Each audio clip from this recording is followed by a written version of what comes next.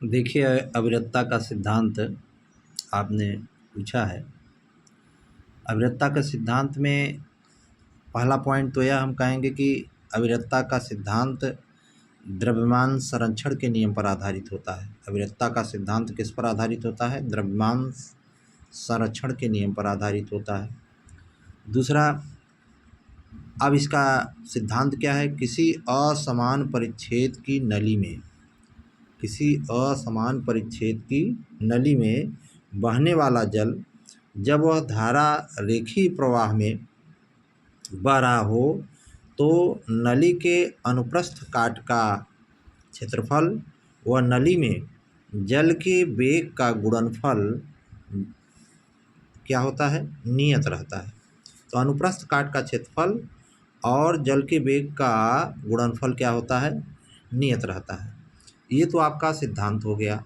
अब इस पर हम लोग ये सिद्ध करेंगे। देखिए, मान लिया ये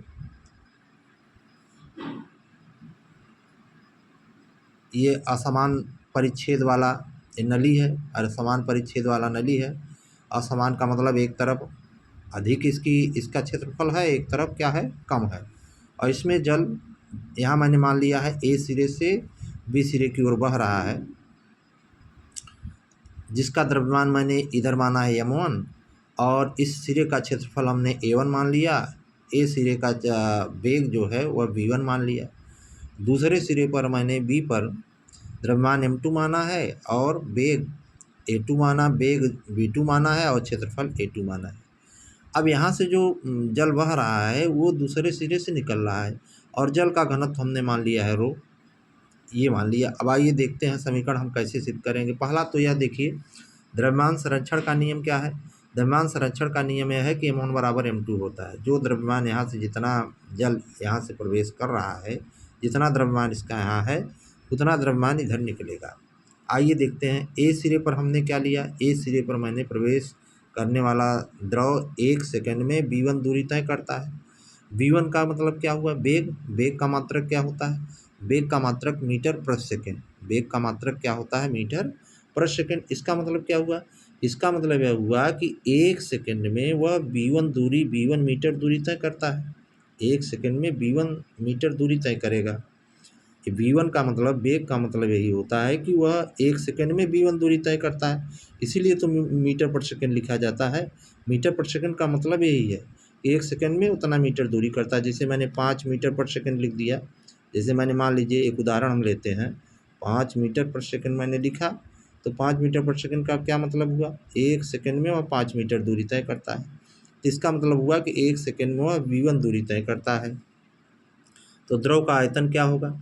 द्रव का आयतन पहले हम ए सिरे पर निकाल रहे हैं। आइए हम पहले ए सिरे पर निकालेंगे। तो द्रव का आयतन क्या होगा?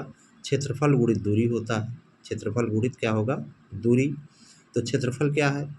क्षेत्रफल a1 हमने माना है और दूरी क्या है? दूरी बराबर चाल गुणित समय। तो चाल क्या है? चाल है v1 और समय 1 सेकंड है, अर्थात v1 हो गया। अब द्रव्यमान क्या होगा? द्रव्यमान मैंने m1 माना है। द्रव्यमान बराबर आयतन गुणित घनत्व होता है। आयतन गुणित घनत्व, तो घनत्व को हमने ρ माना है और आयतन क्या है? आयतन होता है आयतन क्या है? ये देखिए, घनत्व गुणित आयतन। तो आयतन में हमने लिखा a1 v1 लिखा। द्रव्यमान बराबर आयतन गुणित घनत्व, तो आयतन a1 v1 अर्थात जितना यहाँ से जा रहा है द्रव वही यहाँ से क्रॉस करेगा। तो घनत्व ρ गुणित a1 v1। क्षेत्रफल गुणित दूरी भाई, आयतन का मतलब क्या? क्षेत्रफल गुणित लंबाई या ऊंचाई। तो क्षेत्रफल आपका a1 है और लंबाई कितना है? 1 सेकंड में कितना दूरी जा रहा है? 1 सेकंड में कितनी दूरी तय कर रहा है? 1 सेकंड में v1 दूरी तय कर रहा है। आयतन के जगह आप a1 v1 क्यों लिखेंगे? ये आयतन ही तो निकाले हैं, द्रव का आयतन। तो द्रव का आयतन क्या हुआ? क्षेत्रफल गुणित दूरी। तो दूरी आपका a1 v1 है, यही तो आयतन की जगह a1 v1 लिखा। घनत्व तो आपका रो है, m1 बराबर इतना आ गया। ये समीकरण नंबर इसको हमने 1 मान लिया। अब इसी प्रकार से दूसरे सिरे पर m2 बराबर निकालेंगे।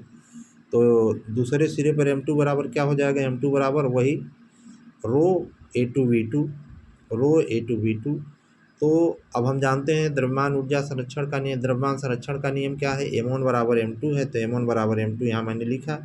m1 आपका डेल्टा A1 B1 है और m2 हमारा है डेल्टा ए, हमारा m2 है A2 B2, यहाँ A1 लिख दिए थे, A2 B2। तो अब ये इससे हम कैंसिल कर देंगे क्योंकि ये बराबर है, रो बराबर है, रो कैंसिल करेंगे तो A1 B1 बराबर क्या आया, A1 B1 बराबर आ गया A2 B2, A1 B1 बराबर A2 B2। इसका मतलब ये हुआ।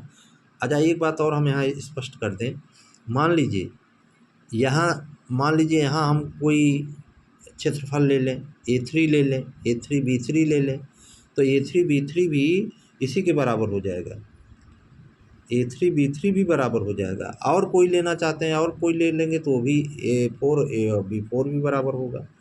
इसका मतलब जो द्रव यहाँ से बह रहा है वह नियत है, चाहे यहाँ से हम क्रॉस कर रहा है, चाहे A3 से क्रॉस कर रहा है, चाहे A2 से क्रॉस कर रहा है, वो बराबर ही नियत है, उसमें कोई परिवर्तन नहीं है।